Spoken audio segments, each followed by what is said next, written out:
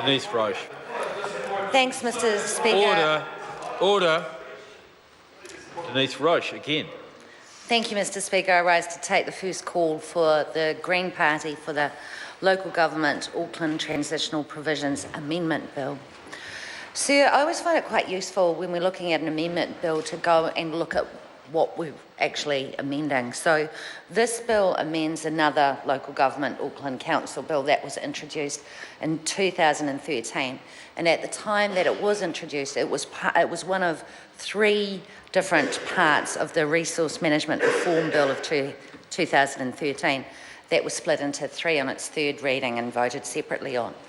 Now, at that time, sir, we had serious concerns that all three parts of that Resource Management Reform Bill, that all three parts were a serious attack on local democracy and basically eroded the protections of the Resource Management Act, making economic imperatives a primary consideration when consenting for land use and the like. I mean, it even removed protections on urban trees, for example. What that bill was really about was the usual government approach of delivering legislation that makes life easier for their mates, in this case, essentially developers, all under the guise of trying to do something about the Auckland housing market, which, by the way, they failed to do. The government at that time was saying that if they sped up the resource consent process, then it would enable developers to get through the consenting process quicker, and they would be able to build more houses faster, and it would be cheaper for the developers as well, because they wouldn't have to go through the notification process. But the thing was, it didn't fix that, because essentially what was happening was that about 90% of the consents that were going through Auckland were going through unnotified anyway. So essentially that wasn't what it was about. It actually was just about degrading the Resource Management Act. So yes, this was the original bill, the original act was just another way to make life easier for developers, because I can't think of another reason for the constant meddling by this government in the affairs of Auckland Council. The original act was about forcing the Auckland Super City to develop a unitary plan for the entire region, and the government was putting huge pressure on council at that time to change their focus away from a compact city to extending the metropolitan urban limits. And we've heard the précis from the member Phil Twyford about the spatial plan that had been occurring up until that point.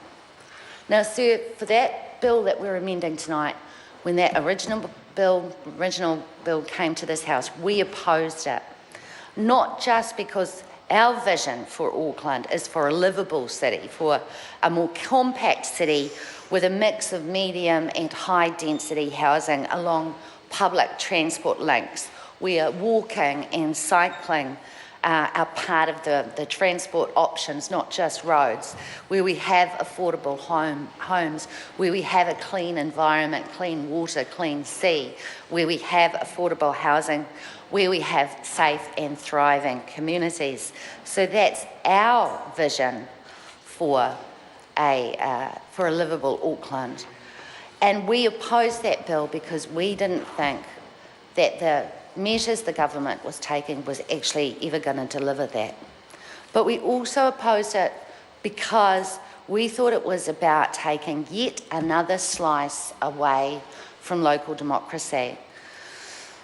The original bill said that the Auckland Council would have to deliver the unitary plan, the planning document, for about the next 30 years. That they would have to report back the recommendations to the council by, I think, September next year. And essentially what it did was it set out a 3-year program to develop an incredibly complex planning document which will basically guide the future of the city for generations, essentially. And it was about and others have talked about it as well, it was about amalgamating the council plans from the previous seven councils and the regional policies and regulations. So really, really complex. But we opposed the original bill because we saw that the council was having very little control over that process. We saw the government's interference in the democratic processes of the local authorities, removing the right of the council to determine who would be hearing the submissions on that planning process, on being able to even decide who would, whether they would be on those hearings themselves, whether there would be councillors on them. That right was removed from the councils. And as well as that, and so instead of that, the government, and by that I mean the Minister for the Environment and the Minister for Conservation, they were the ones who essentially decided who would be on those hearing panels. And we are concerned about the way that happens, because it seems to be an ongoing theme from this government. They do it all the time. The latest one today was the appointment of the former MP Tau Henare to the Board of Directors for Housing New Zealand, and today's revelations as well about Paula Rebstock and her huge daily payment for reviewing the SIF service as the chairperson. Order. I'm coming back. Sorry to interrupt the member, but I had warned members earlier that it would be good to focus on this bill, and it would be good if the member did. Thank you. The point I'm making, sir, is I am surprised that the government didn't appoint either of those two to the hearings commission, to being hearing commissioners. Never mind. Anyway, so it's really not surprising that the bill we've got here tonight is designed to fast-track the hearings process, as there's still around 5,000 submissions, which are specifically site-based, with submitters who want to be heard. And a previous speaker from that side of the House said that he was surprised by that number. But actually, that's just an example of democracy in Auckland, and certainly people who really, really care about what happens to zoning in their communities submit on these issues, and that's what creates the number of submissions. So once again, this bill again gives the ministers the power to appoint hearing commissioners to speed up the hearing process, so that the panel can meet the deadline that the previous Act set for the recommendations to be reported back to Council, which is July next year. That's when they have to do it. But, you know, so much of the legislation that this government has introduced over the last 7 years is really about fixing a bunch of mistakes or adjusting for unrealistic expectations to more reasonable requirements.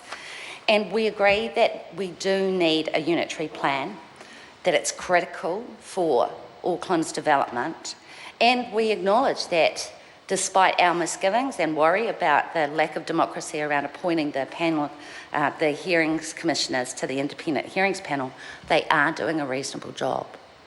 But for all that, we're still concerned about the inroads into local democracy in Auckland, the constant meddling, the number of pieces of legislation that this government has introduced to hobble Auckland Council for things as far as, the introduction of council-controlled organisations, which have made a whole range of council assets and council facilities